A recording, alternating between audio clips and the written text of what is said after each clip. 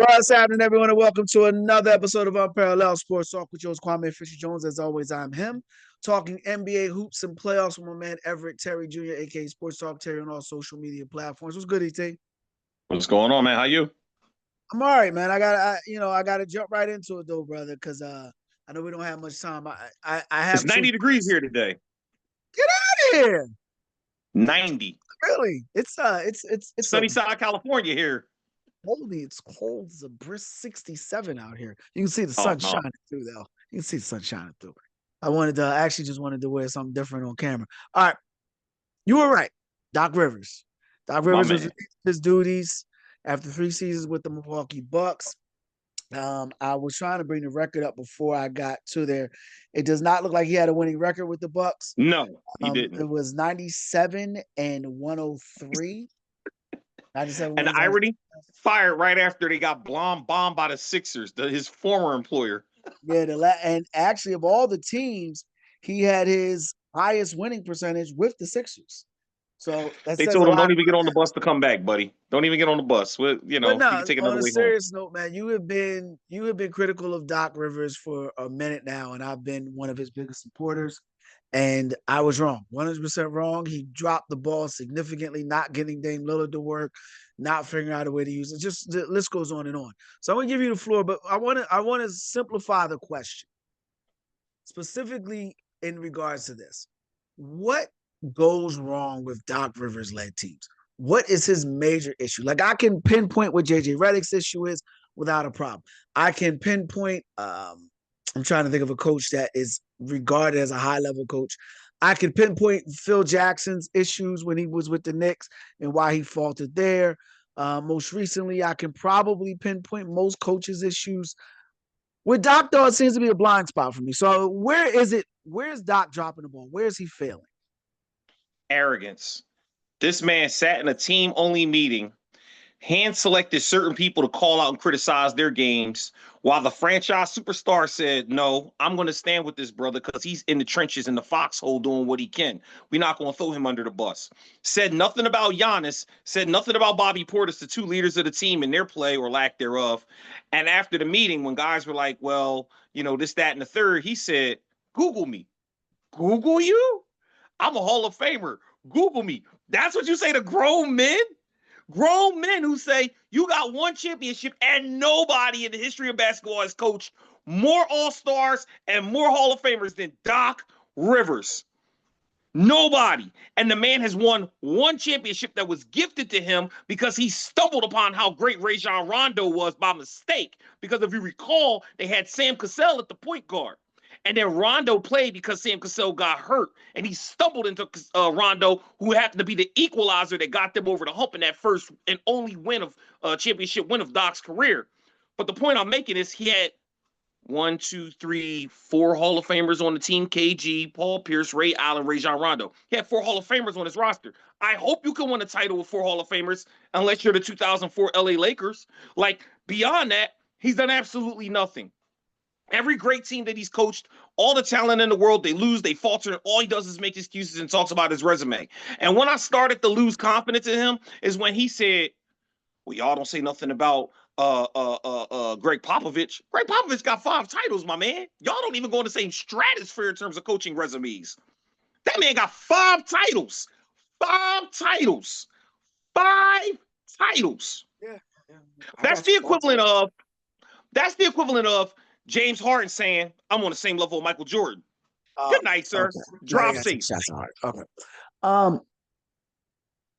For me, the biggest disappointment with Doc, it was a story that came out, and like right now, my a coach that I have to hire in high regards, Tyler, coaching Clippers, and I'm drawing a blank here. Did the Clippers make the playoffs? I'm drawing. They did. They're in the play-in. Okay. They play tonight or tomorrow. And we got the Suns and Trailblazers tonight. Shout out to the Trailblazers too, man. I had no with Chauncey Billups. With Chauncey Billups going down beginning of the season, we just thought this was going to be a train wreck. But Tiago Splitter, former Spur, and not just coaching duties, but not just that. And I know this isn't Trailblazers talk, but we're going to talk playoffs anyway. I'll say for that, and just I'll shut the ball down. The biggest issue, and I feel like the issue with Doc was, I think it's a karma thing. and you're gonna sound crazy. Ty Lue was supposed to get that Sixers job. That's who Ben Simmons wanted. That's who Ben Simmons went in there and stomped for. He wanted Ty Lue. The Would have coached him last way minute, better. the last minute, something happens. The Clippers wind up relieving Doc of his duties. It was just like just quickly overnight, and Doc gets on the phone allegedly, but gets on the phone and says, I would love the opportunity to coach that team," and kind of snakes Ty Lue in the background. He gets there. They have a tremendous regular season, but they lose Ben Simmons. They lose Ben Simmons mentally. Ben Simmons then has a mental breakdown, is never the same player. Forget what my man Chris Franklin asked him when Doc goes to the podium and says, when he asked, could he win with Ben Simmons at his point guard? And he says, I don't know. Shout out Chris Franklin. We do a show every Monday. That's the guy that asked that question. I know. But, it just, there's a thing I teach my children called integrity. And it's what you have when no one's watching. It tells you who you are when no one's watching. You said he went in a meeting and told a bunch of grown men to Google me. And then the talk is that should never have gotten out. There's some validity to that, but you should never say that. That's the part I'm talking about. What should never got out of his mouth. It should never left his brain. And I think with Doc, like, who are you?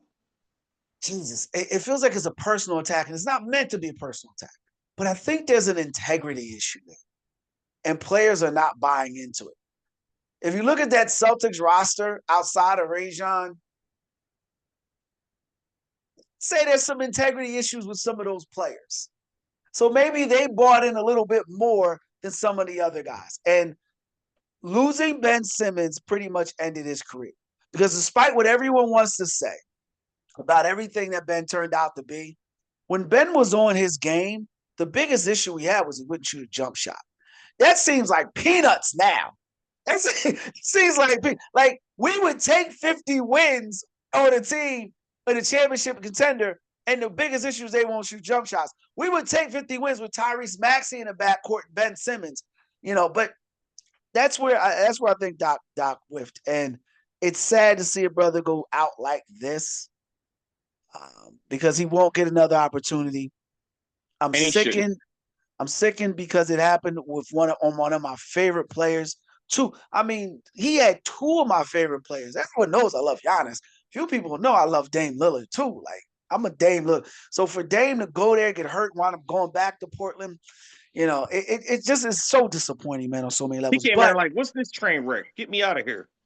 But, bottom line is, man, I give you credit. One more thing about the integrity. He was supposed to be mentoring Adrian Griffin when he was coaching the Bucks. I don't know if people remember that. There was something like 39-14. He was supposed to be mentoring him.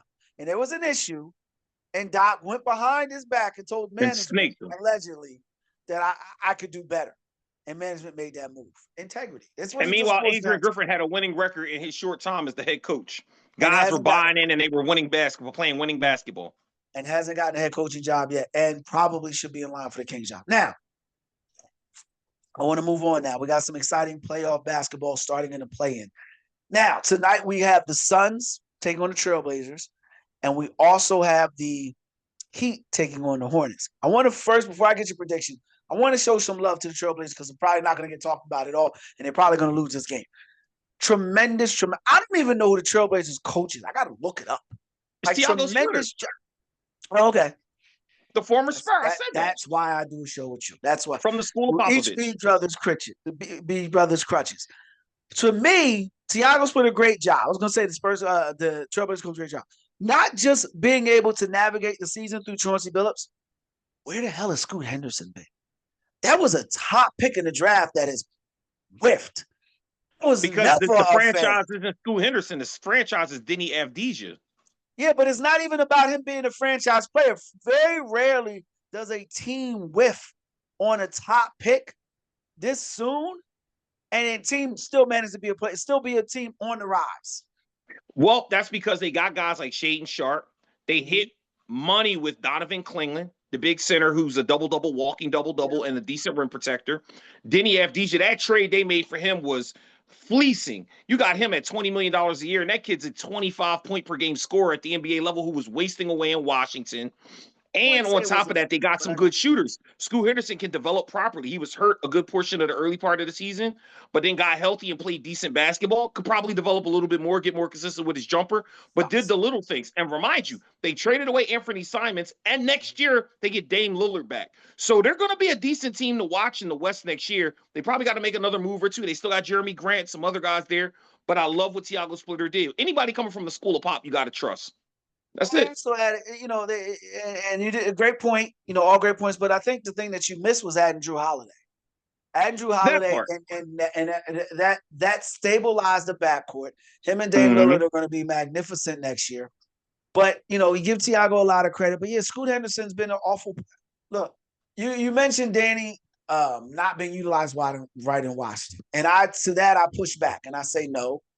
It just got better coaching and player development in Portland.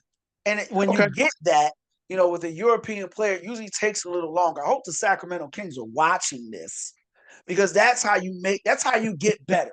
You grab a European player, you grab some college guys, and then you develop them. You overspend in your developing department. You spend more time developing guys in the transition well on the court. But I want to give them credit. 42-40. I actually think they're going to lose to the Suns tonight, just because Devin Booker is a big-time player. He knows how to play winning basketball. We got rid of the albatross to Kevin Durant. And they would have to win twice in order to get in. Yeah. And before people I think they can win one, but I don't know that they win two. Well, we'll look at who they play in the second time. But I really think the the Suns are a better team. Now, transitioning. Unless you want to talk more about that game. I think we both agree the Suns. No. Yeah. This is the matchup that I like. You and I are resident members of the LaMelo Ball fan club. Here to see it, baby. Nothing more to announce his presence and announce the Charlotte Hornets as a legitimate team on the rise than blowing the doors off the Miami Heat. And I believe beating Mr. 83 point per game Bam Adebayo and Mr. Eric Spoelstra, NBA world champion coach. Yeah, Pat Riley and the boys getting them out of there. LaMelo staying healthy long enough to actually see the postseason. Love to see it. Hey, listen, they have a good young core. Healthy, they're going to be a problem in the East. They will not be a 10 seed next year. I predict healthy, they'll be 5-6, maybe even 4, because they've got the talent. They just need to stay. LaMelo needs to stay healthy. He's the engine. He's healthy. Con Knippel, talk about hitting gold. He set a rookie record for 3-pointers as a rookie in the NBA. That's gold. Yeah. Like, you got that outside sniper. Now the defense can't just collapse because you got a guy that can knock the shot down. Brandon Miller's turned into a big-time player. They got Musa, the big man, Musa Diabate, who's very good as well. And then they've got the big man in the middle. So I really like what they're doing out there. I like how they're building that team out the right way. Like you said, development, coaching, getting younger. They need maybe one good free agent signing, and they'll be in the mix for a minute. So I love the Charlotte Hornets in this matchup. I actually think they're a better team than the Heat, simply because the Heat haven't had enough consistency in their lineup. And they win. I think they're a better team because they score. They're the 7th best scoring team in the NBA, and the Heat aren't that good defensively. The Heat aren't going to be able to keep up with them. And for those who question, I can tell you to go look at the numbers and look at the pace and look at the way they play, or check the pace numbers. But you can watch the way they play when LaMelo's on the bench. When Con's on the floor, when Brandon's on the floor, you can see it when Miles Bridges is on the floor. They run, they're stallions. They get out, they defend the full length of the court. They're long. They're long on both ends, not just on the point guard, not just in the guard position, but also in the front court. So it makes it easy for them to interchange and defend the pick and roll, which is still the foundation of any NBA team. I really like to see them. Shout out to their head coach, too, because they look like they were dead in the water also. And somehow, some way they came back. You mentioned them not being a 10th seed next year. Not only will they not be in the play-in next year, you look at the Southeast Division, give me a team that's got better players. More upside, yeah. You could say Washington if you want to, because they got Anthony Davis and Trae Young, but does anyone think they're going to play more than 40 games together next year? Nope. And so you got to put your issue in Washington. Orlando is Jamal Mosley's done. Like, it's no way the Magic make it out of the first round this year. So Jamal Mosley will probably be out, and as well he should be, because they underachieved mightily. They've had a lot of talent didn't come through. Franz Wagner was a lot of this year. You know what? But We can talk about, we can talk about that when we get to that matchup. But the point is, Charlotte is a team that's going to be on the rise, and every good team has that win where they announce their presence. It's that I old agree. Paul Durham line: you announce your presence with authority, and this will be that win for them, blowing the doors off of Miami, and then giving Detroit all that Detroit can handle. Because Yeah, I because don't Cade's believe, back, but Cade ain't at yeah, 100%. yeah, Melo Cade gonna be the matchup to watch. Whoever and wins I that matchup wins that series. and And Melo's healthier than Cade right now. you look at what the Hornets have to win 2 games. The reason why I have them playing the Pistons, they have to win 2 games just to make it to the 8th seed. The Right. Sixers and Magic, whoever wins that game is automatically going to be the 7th seed. Correct. That's going to be a great game. I want to say the Magic win that game. But what do you think? We can just jump to that. What do you think? I don't like the Magic at all. I really don't. I don't like the Sixers right now. I don't like the way they look right now. They look for a I minute. think just like you said, LaMelo's having a coming out party. Tyrese Maxey is too, and I think Tyrese is going to show the world that he's more than capable of leading this team. He said it in the post game conference the other day. He said, "I've been leading this team all year with or without Joel Embiid and Alana. I don't expect it to be any different. The guys seem to play a little more fluid. Yes, having a 25 and 10 guy on the floor like Joel Embiid, who's a mismatch up and down at his position, is helpful." But also being able to get out and run, which you can't do with Joel on the floor, also gives pace. You got Edgecombe and Maxey running up and down there. You got Quentin Grimes coming in off the bench, being a spark as a 6-man. I think they can get out and run on the Magic because the Magic aren't a great defensive team. They struggle in transition. And all you have to really worry about is Paolo Banchero. If you put clamps on him and really make him work hard for his shots, they can win this matchup. Do I think that no matter who wins that game is going to get smoked by Boston? Absolutely. Absolutely. Doesn't really matter. That's the problem. So, That's gentlemen sweep at best. Nah, it'll be a sweep. The reason why I like the Magic is because, well, you tell me, you're there in Philly. Isn't B gonna play? No, he had an appendectomy. It's a 4 to 6 week injury, like to recover from. Now, I mean, could I he had an potentially emergency come back if they appendectomy. get I out was of the back first in the gym in round? like 2 weeks. I had an emergency appendectomy. I was in the gym in like 2 weeks. I Yeah, was but back you in the gym also in like aren't a 2 weeks. professional NBA player at 7 feet, 300 pounds. World's a So little different for you. I would expect him to come back a little faster. But so right now they're He's saying out no, of he's not. shape, and we know it. We know his recovery time for things takes longer than most people because he's not at top tier physical health. Well, if that's the case, And he has to then I run like the against Sixers. world-class athletes Yeah. at high rate of speed for 7 games in like 10 days. Yeah. Okay. It's a Well, lot. no. He's the playing was all I was concerned about. Okay. So if he's not going to play, then yes, I like the Sixers to win that game. If he's not going to play, then I like the Sixers to win that game. If he's not going to play in the playoffs, I like them to make it competitive against Boston, but I don't see them winning a game. Now Even if he plays, I don't have him beating Boston. It doesn't really matter. No, I'm not. I'm talking about the play. And if he plays again, if he were to play against Orlando, I believe Orlando would win because Orlando has enough. They can use Embiid's lack of foot speed is I'll just say this with unathletic ability right now. The fact that he's playing on one leg, the fact that even when he was healthy, he didn't step up on screens. He really refuses to step up on screens now. So yeah, I no way, no how did I think Orlando would lose if Embiid plays. But the fact he's not playing, I think the Sixers are better. And we don't have the plus and minus in front of me. They seem to play better with Paul George, Tyrese Maxey, Kelly Oubre. Because those guys can find spots, spot up and shoot, and be ready. On the floor at once. They seem to have. We're getting Indiana Pacer playoff P right now. The boy shows up. He put a 50 burger up not too long ago. Man, that boy been hooping. I listen. I've been killing Paul George. I said the signing was awful, but since he came back from his suspension, he been playing good ball. So we're not gonna sit there and sleep like he's not rested. He got paid for like 2 months to sit at home and not have to put no stress on his body. Rippy. Oh no, we going Rippy. We going Rippy. Taking PEDs at basketball. No, we're going. But if he plays well and helps the Sixers get up there and make it competitive against Boston, he can neutralize defensively. I'm not saying shut down, but neutralize either Tatum or Brown. He just standing in front of them, making them work hard. I'm not saying he's going to stop them from scoring. I'm not saying they're not going to get their shots. But defensively, he has the skill set. He has the moxie. He has the defensive prowess to make them work hard. A 9 for 23 kind of night. You want that from them guys. You make them work hard and make the Peyton Pritchards of the world beat you. You're in a better spot. Can they win? I don't think they win either way, but the series is a lot more competitive if they Without have Embiid on the floor. those guys cooking. Without Embiid on the floor, it's a lot more competitive. And without Yeah, because Embiid they on the pace. floor, it neutralizes some of the things that the Celtics can do. Like the Celtics adding Vukovic doesn't matter if Embiid's not on the floor. Vukovic Right. can't play. Vukovic can't play with that lineup. You know, Andre Drummond will Too probably play fast. 15 minutes. But you know, if they decide to go with, Small ball lineup, they can yeah, run up a and down small the ball. floor on Vucevic. He gonna get cooked all day out there. The problem is Jason Tatum 6'10", Jaylen Brown is 6'8".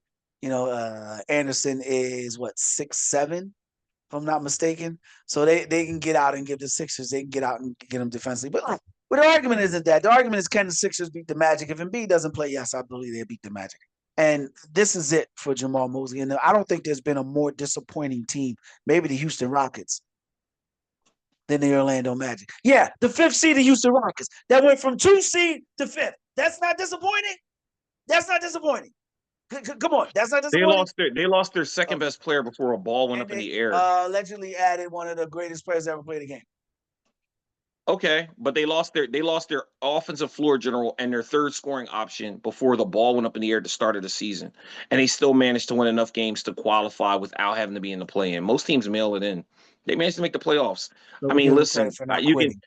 you could say what you want. I mean, I don't look at them as a disappointment at all. Honestly, when I look at that, I don't think that they're a disappointment. I really really don't. So you're That's telling not. me that because they lost Fred VanVleet, you know, we're going to unpack this because I'm going to bring the Houston Rockets up. You're telling me that because they That's the lost matchup I want to Fred. see: Durant versus LeBron. Well, I don't want to see that because I actually think Ime Udoka, coaches circles around JJ Redick, but I believe the Lakers have a better team. The greatness of LeBron is not going to lose to Kevin Durant at this point in his career. You know what's crazy? You're right again. You're 100% right again. No, that's not what's crazy. What's crazy, you're right again. The Rockets had the same exact record they had last year. So you're right again. You know, for me, the regular season really didn't matter for Kevin Durant, but going from the 2 seed to the 6 seed, it felt like a call out. But no, you're right. They have the same exact record, so you can't say it's a disappointing season. The team that was disappointing for me this year was the Sacramento Kings. I really thought that they had turned the corner. Even though they got rid of Mike Brown, Doug Christie, blah blah blah blah blah, I thought they had enough talent with DeRozan and with Domantas Sabonis, who literally played like 15 games and was out the rest of the year. Like they got a lot of guys that got hurt. They had the talent roster wise. They did uncover some young guys that are pretty good. Maxime Reynaud, you know, they went and signed Precious Achiuwa, and he had a good run with them. I mean, they got some young shooters out there, some guys that are going to be good in the future, but I was disappointed that they didn't do better, like that they sat there and looked so god awful some nights. But I think that a healthy roster returning next year, a coaching change for sure, they should be able to be more competitive. All signs point to Christie coming back, and Sacramento is the problem with Sacramento is they're in a situation where most men are in when they're in a bad relationship or in a bad situation. Well, no, not like well, hear me out. Men, we always try to pick up where we left off. So if we're in a bad job or we're in a bad relationship, we always try to pick up where we left off. I met this person here, so I'll go back to here. When I was at the job, you know, if I don't go to this job, we need to start over a lot. Just start from scratch, start from the very beginning. And it's hard because you always think if I just fix this one little screw or if I just fix this one little thing, I'll be okay. It's like when you're putting something together and you mess up a part and you try to, instead of taking the whole thing apart and starting again, you just try to fix that one part and it's not the same. You need to just start from scratch. That's the problem the Kings are. The Kings need to rebuild their entire organization. And it's not, and I'm going to say this again, it is not the owner's fault that they suck. It is not the owner's fault. Just like it's not the owner's fault that the Cowboys struggle. That is a distraction. The reason why that team struggles, the reason why the Sacramento Kings struggle is not just because they've whiffed on players because they took Marvin Bagley over anybody in that draft, whether it be Trae Young, Luka. The reason why they struggle is very simple. They haven't developed the talent that they have. They haven't maximized that talent. De'Aaron Fox was a stud. San Antonio's on line one. You didn't develop him. Sabonis. He's not a perennial Hall of Famer. He's not a perennial All-Star Hall of Famer, but he's a guy that should be an All-Star. You're not developing him. When you get guys that come above that or come above the fray, come out of nowhere, you get rid of them. That's the problem. They need to follow the lead of the Oklahoma City Thunder. They need to follow the lead of a lot of young teams that the first thing they do, they draft well, they overspend in their development department, and then they go out and they go get some European players. And they allow guys who are playing for more than just basketball, playing for pride, to be the new foundation of your culture. That's what's the problem is in Sacramento. It's not hard. It's not like rocket science. It's what you don't learn in analytics. In analytics, you pull a bunch of numbers and you say, well, I'll plug this guy in, and then it'll work. That's not, you mentioned Doc Rivers. I'm scattered, but I'm going to bring it all in. You mentioned Doc Rivers. Nobody's coached more Hall of Famers than Doc Rivers. I want to find a general manager or president of basketball operations that's had more Hall of Famers than Daryl Morey. We just talked about the Sixers' struggles. The reason why I bring Daryl Morey up, because Daryl Morey is another example of a guy who can't seem to just get it right because he's doing everything wrong. You cannot build a basketball team with a Texas Instrument. You cannot build a basketball team trying to plug holes in. You have to rebuild the entire roster and make the roster fit. That's why the Sixers have problems, because Joel Embiid doesn't fit with the roster they have. That's why the Kings have problems, because they don't have a roster that fits, because they don't develop anybody. Floor is yours. Daryl Morey should 1,000%, and I've said this for years. He made some good moves. The small moves he crushes. The Quentin Grimes, the getting rid of Al Horfords, those moves he does great with. But the big moves, the James Hardens, the Embiid extension, he stinks. He hitches his ride to the wrong horse on the wrong wagon every single time. And it's disappointing because it's like, bro, what are we doing? The Sixers are going to be that perennial team that's just good enough to make the playoffs, but not good enough to win, and not bad enough to get the piece they need to get better. I think Morey's out at the end of the year. I think Morey's out at the end of the year. He should be. We both agree they should beat the Magic, but neither one of us will be shocked if they lose to the Magic. No. Neither one of us will be shocked. I think the Flyers go further than the Sixers in the playoffs, and the Flyers just clinched their first playoffs in like 15 years yesterday. I don't give a crap about the Flyers. I'm just saying that just shows you a young team with no expectations is going to go further than a team with three perennial all-stars on its roster. Well, I can keep it in basketball. Morey should lose his job because the Oklahoma City Thunder won a championship before the Sixers. Ooh. When he took the Sixers over, the Thunder were probably one of the worst teams in sports. Where's the lie? I don't know if they were the worst. They were in the picture. They were in the picture. They had just got SGA maybe a year or two before. No, because they had Russell Westbrook for a second, then they had SGA, and then they had Chris Paul, and they were a playoff team, but they weren't like we're gonna win a chip. They were competitive. And remember, they had playoff Paul there for a second. They were competitive. They weren't bad. They weren't one of the worst. Like, people didn't expect them to play well, but they did.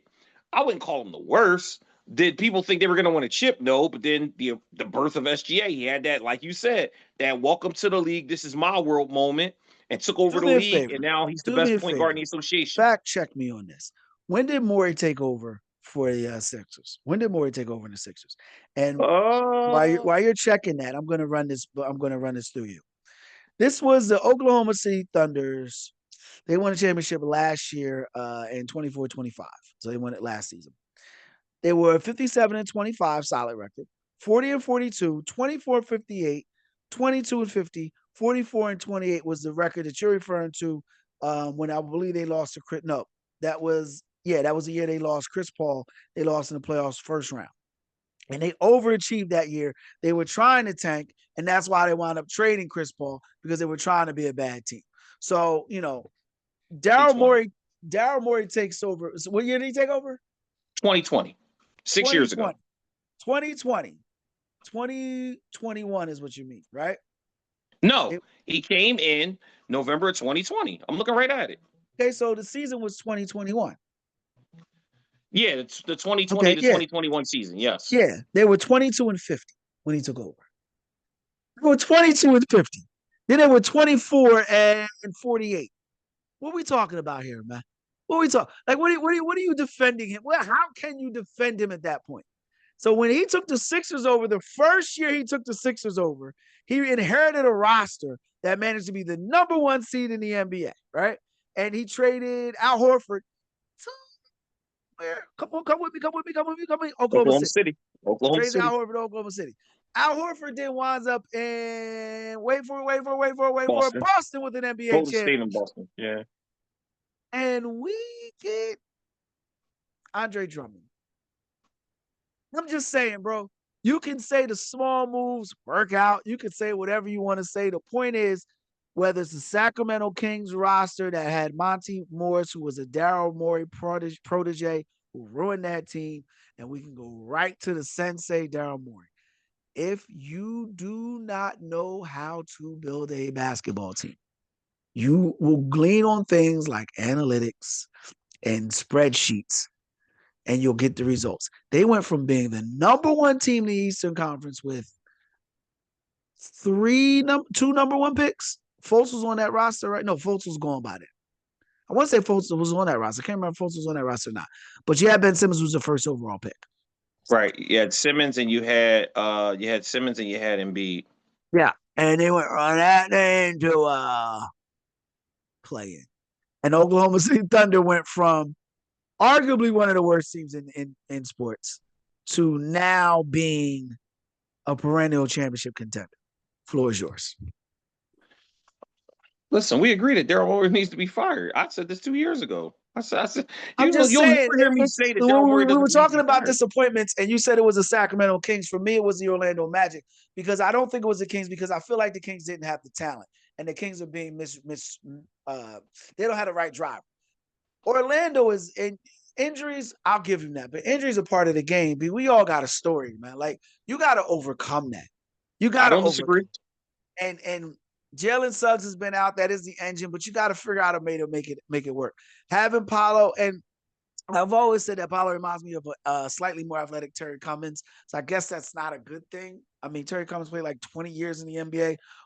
Probably is arguably, I don't want to say arguably Hall of Famer, but played like 20 years in the NBA. Preacher man, one of the more famous players in NBA history. Played for a lot of NBA teams. So I guess that could be a shot to Paolo, but I think Paolo's a good player. But you've also got the Wagner twins out there. You know, you also had KCP for a while, who's won 2 titles. You've had guys that have gone there to that organization and done things. Not getting that organization over the hump, playing in the play-in right now is unacceptable to me, especially when the Atlanta Hawks. We forgot about them when we talked about what the Hornets are going to do, especially when the Atlanta Hawks found a way to get it done on the fly. So yeah, and Orlando's traded away their franchise guy and made a new one. Orlando's my disappointing team. I would say the team that for me was the biggest surprising team I think is going to shock a lot of people in the playoffs are going to be the Minnesota Timberwolves. Only because Julius Randle, well, you're shaking your head. I didn't finish what I was saying yet. I'm gonna let you finish. I just don't understand how any team with Ant-Man is a surprise. Well, because they were surprised because all Finals. they have is Ant-Man, and Julius Randle has not been a playoff guy. He had one good season with the Knicks. But prior to that, he struggled with the Pelicans, obviously struggled with the Lakers, and, wasn't that good with the Mavericks either. So he had been on some bad teams, but he's gotten to Minnesota. Chris Finch is, other than out-coaching J.J. Redick, I don't think he's a great head coach. There's not a lot of talent, top-tier talent in Minnesota, which is why 49 wins is about where they should be. But to be 49 wins in the Western Conference where you got LeBron, you got KD, you got Luka, I know I'm forgetting something. You got Shea. I was about to say I know I'm forgetting. You got Joker. Wemby, Joker. Yeah, it's to be a top 5 seed, even though they landed at 6. That's pretty impressive. And I actually, I got them beating Denver in the first round. Yeah, I'll say it. Hold on. Let me put it out there. Upset, dark horse alert. I'm saying it with my chest. Like I like them, and I like them doing it in 6 games. I really like them doing it in 6 games. Yeah, I like Minnesota matching up there. They don't have an answer for Anthony Edwards, and they have answers for Joker. That legalized marijuana in California getting to you, brother, because there is no way you're out of your rabbit mind if you think that the man who led the league in rebounds and assists is going to go down in the first round of the playoffs. He led the league this year in rebounds and assists and will probably win another MVP. And you think he's going out in the first round? Just beat Denver in the playoffs 2 years ago. That's 2 years ago. Okay, okay, okay, okay. Mark the tape. Give me your surprise. Um, well, we talked about the Charlotte Hornets being my surprise. That was one. I love what they're doing. I love their Give matchup. me an I love upset. how they look on paper. My upset Got 3 is minutes left. got you. My upset, it might sound crazy, but I don't necessarily think it's crazy. Is I think that not only do the Lakers get past the Rockets, they actually win in the second round. Luka makes a triumphant return, and they get through the first 2 rounds of the playoffs. It doesn't get dicey until we see who's up on the other end of that bracket. But I think that they get through the first 2 rounds, even having to go through KD and the Rockets, because I just don't think KD and the Rockets have enough. LeBron's greatness is not going to allow him to go out in the first round, especially to Kevin Durant, who's been, I wouldn't call a rival, but a friendly rival most of his career. I Yeah, think LeBron bests him. And then I think that they get back Luka. He comes back healthy, and they surprise some folks in the second round. I'm drawing a blank. Who's the 9-10 in the Western Conference? The nonsense is the Clippers. The Clippers No, and the it's no. It's the Suns and the no, Trailblazers. that's 7-8. Oh well then it's the Clippers. Yeah, it's the Clippers. The Clippers are 9-10. The Clippers The and who they Clippers. got? The Warriors. Yeah, the Warriors. I'll look it up. Don't, because you go off screaming you that. Listen, I definitely believe that yes, the Warriors and the Clippers. We talked about this earlier, and you told me I was crazy. We talked about this a few weeks ago. I said that the Oklahoma City Thunder would lose in the playoffs. And you told me, hold on, no, give me my 2 minutes. Give me my 2 minutes. You told me I was crazy. Who would the Lakers play in the second round? Who gonna play in the second round? Come on, E. Come on, E. Come on, E. Who gonna play the second round? Oh, Oklahoma City. Exactly. All right. And that's it for this episode of Oakland. That's it for this episode of Unparalleled Sports Talk. If you enjoyed it, you enjoyed this episode, make sure you like, share, comment, subscribe. He's Everett Terry Jr., who started the show right, but ended up wrong. I'm Kwame Fisher Jones. Until next week, we appreciate your time. Yeah, you be easy.